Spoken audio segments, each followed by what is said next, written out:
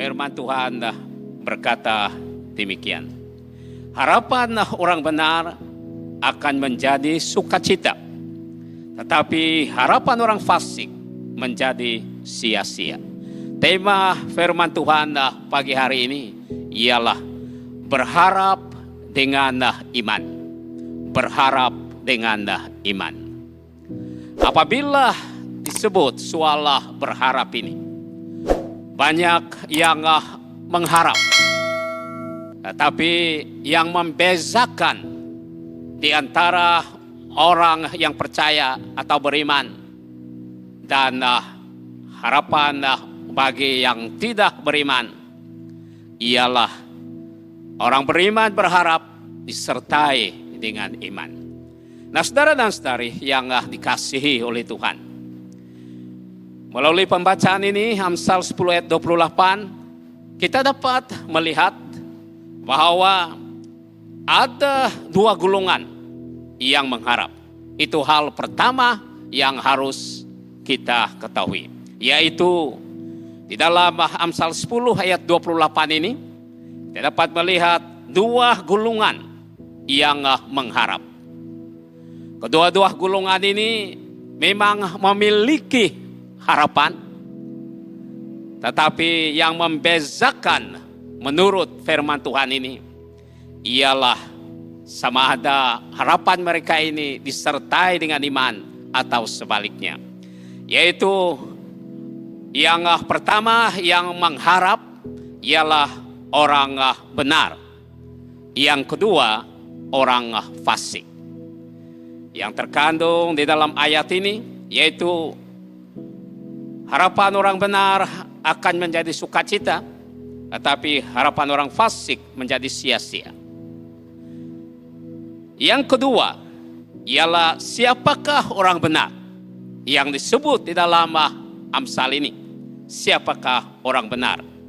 Menurut 1 Petrus pasal pertama ayat 14 hingga 16. Saudara dan saudari yang dikasihi Tuhan, orang benar yang disebut di sini ialah yang taat kepada Allah.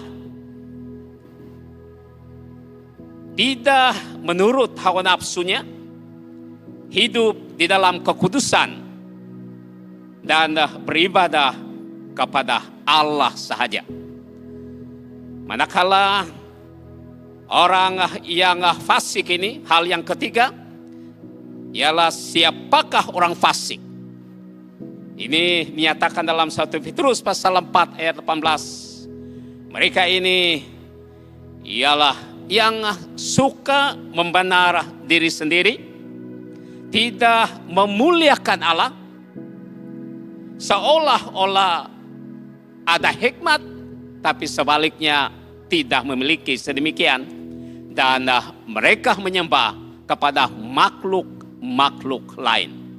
Saudara dan saudari yang dikasihi Tuhan, kita sudah ketahui dua golongan yang mengharap ini, yaitu orang benar, orang fasik. Orang benar ialah yang taat kepada Allah, tidak menurut hawa nafsunya, hidup di dalam kekudusan, beribadah kepada Allah. Manakala orang fasik ini ialah mereka membenarkan diri sendiri, tidak memuliakan Allah, seolah-olah berhemat tapi sebaliknya tidak, dan menyembah kepada makhluk yang lain. Hal yang keempat ialah bagaimana masa depan harapan orang benar. Harapan orang benar menurut di dalam Amsal 10 ayat 28 tadi, di mana harapan mereka disebut di situ menjadi sukacita karena disertai dengan iman. Harapan mereka menjadi sukacita atau menjadi kenyataan. Mereka dapat nikmati apa yang mereka harapkan. Yang kedua, di mana harapan orang benar tidak mengecewakan, sebab disertai dengan iman. Mereka berharap dengan iman. Itulah sebab harapan orang benar ini menjadi sukacita atau menjadi kenyataan dan tidak mengecewakan karena disertai dengan iman. Hal yang kelima, bagaimana masa depan harapan orang fasik. Harapan orang fasik menurut di dalam Ayub ayat 8 ayat 3 pasal 8 ayat 13. Harapan mereka ini akan lenyap, tidak ada kesudahannya. Harapan mereka ini adalah harapan yang kosong, sebab tidak disertai dengan iman. Mereka berharap dengan kekuatan sendiri, mereka berharap dengan apa yang ada pada mereka. Tetapi tanpa iman, harapan itu menurut dalam Amsal ini, mereka harapan ini sia-sia. Kata Ayub, harapan mereka ini akan lenyap, tidak ada kesudahannya. Nah, saudara dan saudari yang dikasihi Tuhan, apakah kunci harapan orang benar menjadi kenyataan? Kunci harapan orang benar menjadi kenyataan dan tidak mengecewakan ialah dengan iman. Sudah diawali tadi bahwa harapan orang beriman dengan adanya doa, dengan adanya usaha. Ini dapat dirujuk melalui firman Tuhan dalam Matius pasal yang ke-21 ayat 21, di mana harapan mana tidak mengecewakan. Dan saudari yang dikasihi Tuhan, kita sudah melihat harapan orang benar, harapan orang fasik. Harapan orang benar menjadi sukacita atau menjadi kenyataan karena disertai dengan iman. Manakala harapan orang fasik yang tidak menyembah kepada Allah akan lenyap dan sia-sia sebab tidak disertai dengan iman. Nah, saudara dan saudari yang dikasihi Tuhan, apakah harapan kita, harapan masa kini, harapan masa akan datang, sama ada secara pribadi ataupun secara keluarga, atau harapan kita di dalam pelayanan kita, harapan kita di dalam bidang yang kita sedang lakukan sekarang ini, atau harapan kita masa depan anak-anak kita. Apapun harapan saudara dan saudari yang dikasihi Tuhan, pagi ini serahkanlah kepada Tuhan. Dengan iman, dengan doa, dengan usaha, pasti harapan saudara dan saudari yang percaya kepada Tuhan pasti akan menjadi sukacita dan menjadi kenyataan. Harapan orang benar atau orang yang percaya pada Tuhan pasti menjadi kenyataan dan tidak mengecewakan.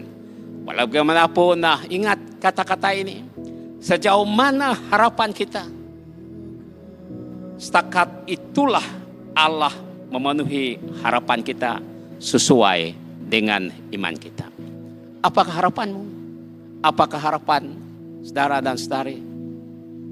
Serahkanlah kepada Tuhan dengan iman, dengan usaha, dengan doa. Pasti akan menjadi sukacita, pasti akan menjadi kenyataan. Sebab kita berharap disertai dengan iman. Untuk itu pagi hari ini, mari kita diam sejenak di hadapan Tuhan.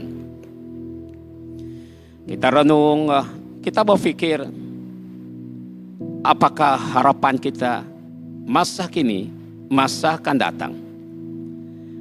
Kita serahkan pada Tuhan agar semua harapan kita ini disertai dengan iman, disertai dengan usaha, disertai dengan doa. Janji Tuhan pasti akan menjadi kenyataan. Kita serahkan pada Tuhan buat pagi hari ini. Apa harapanmu? Bapa di surga, kami menaikkan pujian dan syukur sekali lagi. Karena kami dapat belajar firman Tuhan berkenaan dengan harapan kami. Kami sudah mengetahui bahwa harapan kami asal kami laksanakan secara iman dengan doa dan usaha, bahwa pasti menjadi sukacita atau menjadi kenyataan. Kami serahkan ke dalam tangan Tuhan harapan kami, masa kini, masa akan datang. Kami yakin bahwa Allah akan menunaikan harapan kami, karena kami mengharap ini dengan iman. Di dalam nama Yesus kami berdoa. Amin. Amin. Terima kasih atas perhatian saudara dan saudari yang dikasihi Tuhan. Tuhan memberkati. Shalom.